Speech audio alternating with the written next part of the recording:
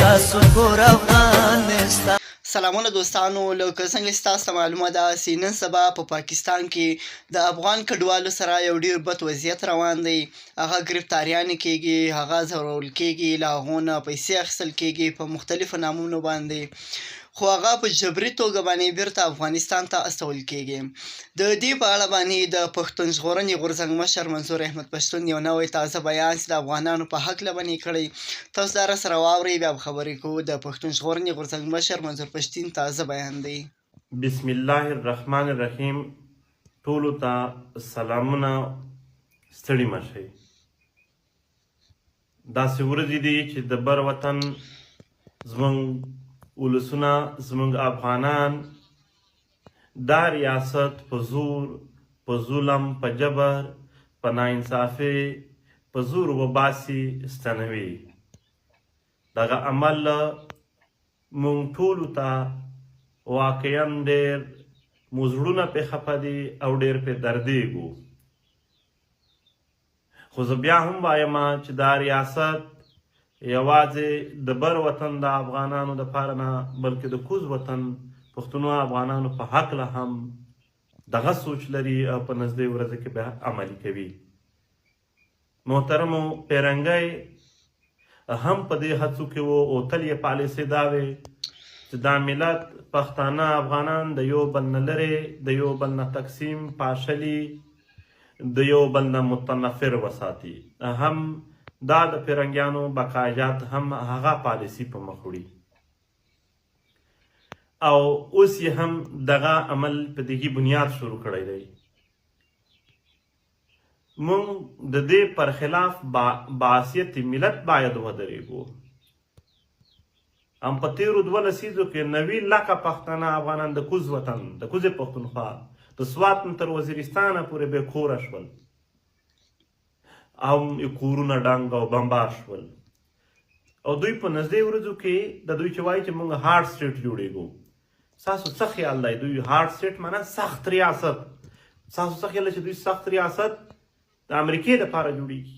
ور نه ګوري، ورکتلی نه شي. دوی د اسرائیل دپاره جوړېږي، ورکتلی نه شي، تاسو یو بیان نه شي ورکولی. دوی د انډیا دپاره جوړېږي، ورکتلی نه شي. دوی که جوړېږي هم ستا دپاره جوړېږي یا د محکوم بلوچ او نورو قامونو دپاره به جوړېږي. هم بیرته به بیا دغه سیند پنجاب به هم پسې بند کړی وي. اول دوی افغانان په زور او په جبر باندې باسي، بیا به دلته پښتانه هم داسې نه ده چې تاسو کورونه به بچ وي، تاسو هم نه پرېږدي. نو ځکه زه وایم د باعثیت یو ملت د ظلم جبر ته جواب وویل شي. که ډېر هم اختلاف سره لرو، باید هر تن په خپل ځای باندې، په خپل حیثیت کې، په ځای د دې چې یو بل ته خبرې سره وکړو، باید د دغې ظلم پر خلاف خبره وشي. د دغې ظلم پر خلاف که څه هم پی ټي ایم دلته په پی ټي ایم دوی په ریاستي کتابونو قوانینو کې یو ترهاګر تنظیم وګرځولو، اعلان یې کړو چې دا ترهاګر تنظیم دی، د په ټولو اعمالو سرګرمو باندې بندیز دی. همدلته پاکستاني ریاست احتجاج منی هم نه، د خلکو خبره، د خلکو د حق خبره اوري هم نه، بلکې الټا هغو ته تکلیفونه رسوي. د پښتنو سپین ږیرو په جیلونو کې دي، د بلوچو ښځې یې نه کړې معاف. په دې ریاست کې حیا نشته دی، شرم نشته دی. لږ څه انسان کې شرم او حیا هم وي، د زنانه خو نه، خو د سپین ږیرې نه خو لږ څه سترګې وشرمېږي. دوی نه شرمېږي، خو البته د غرب غلامي دوی ډېر په شوق کوي، هم په غرب کې، هم په برطانیا کې، د جرمن، بلجیم، د هالند نه تر فرانس پورې، په یورپ کې، په امریکا کې. په دې کې به پی ټي ایم تر سبا پورې به شیډول اعلان کړي، هلته به په پراخه توګه احتجاج کوي د ظلم جبر پر خلاف، د دغې جبري ستانولو پر خلاف. او د حق ځایېدل وړپوړو د اقوام متحده دفترو، د انساني حقوق د دفترو مخ ته به احتجاج کوي چې څنګه هم دغه ظلم جبر پر خلاف پریشر جوړېدلی شي، هغه جوړ شي. په خیبر پښتونخوا، په جنوبي پښتونخوا، په سیند کراچۍ کې به کیمپ یا مراکز لګوي چې په هغه وټساپ نمبر به هم ستاسو سره شریک شي. زموږ هر یو وګړی د بر وطن چې هغه ته کوم ډول هم خدمت منډه ترړه ضرورت وه، موږ به ورسره ولاړ وو. اوس یې هم کوو، د عدالت نه واخله تر تاڼې پر زموږ ملګري هر وخت هره ورځ په دې کې وو، خو نن نور هم زیاتول دي او نور هم ترتیب ښه کول دي د دې ظلم جبر پر خلاف.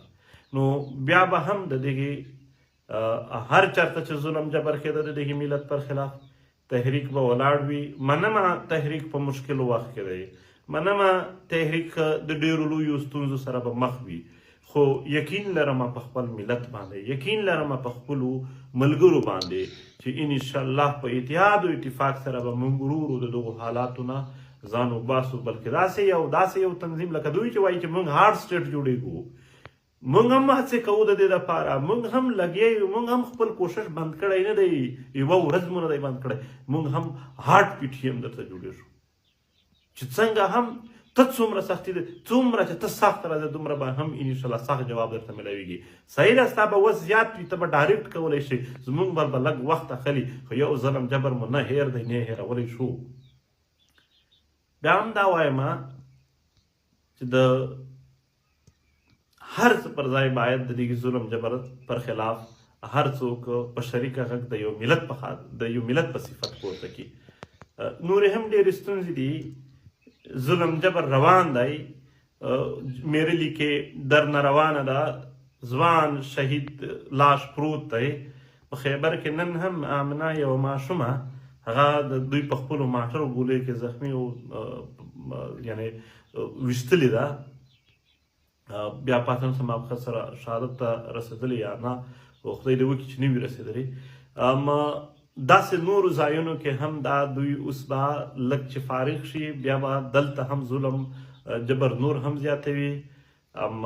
بیا وایو موږ فارغ نه یو ناست چې بس ځانونه مو ایله کړي دي چې او هغه نشته دغه نشته، نو څه نه، لګیا یو خپل وس زیاتوو چې موږ یو غټ عمل وکړو. ولې اوس نور په وړو عملو ما په تېره ویډیو کې خبره کړې وه، د هغو کار نه دی پاتې شوی. خدای مو په خیر شي لره. بیا هم خبرې ډېرې دي، وخت په وخت به د یو بل سره کوو. مننه کوم. نو دوستانو، تاسو د پښتون ژغورنې غورځنګ مشر منظور پښتین دغه تازه بیان راسره واورېدو چې د افغانانو په هکله باندې خپله اوپینین، خپله رایه ظاهره کړله چې افغانانو په وضعیت باندې اظهار افسوس وکړي. نو د نورو تازه او مهمو معلوماتو لپاره له موږ سره اوسئ، زموږ چینل سبسکرایب کړئ. تر بلې ویډیو، الله حافظ.